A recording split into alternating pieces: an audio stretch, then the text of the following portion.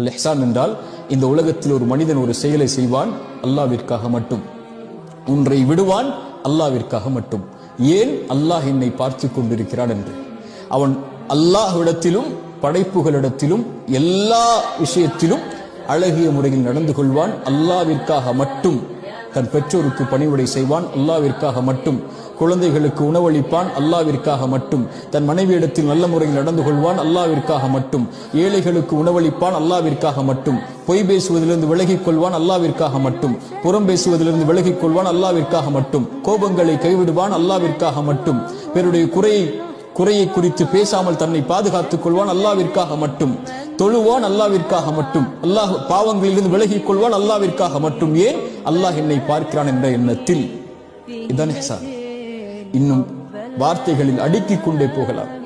இஹ்சான் உடையவர்களை அல்லாஹ் நேசிக்கிறான். அஹ்சினு, அழகிய முறையில் நடந்து கொள்ளுங்கள் அல்லாஹ்வோடும் படைப்புகளோடும். இன்னல்லாஹ யுஹிப்புல் முஹ்சினீன், அல்லாஹ் அந்த முஹ்சின்களை நேசிக்கிறான். அல்லாஹ் அந்த இஹ்சானை நமக்கு தரட்டும். அஸ்ஸலாமு அலைக்கும் வரஹ்மத்துல்லாஹி வபரகாத்துஹு.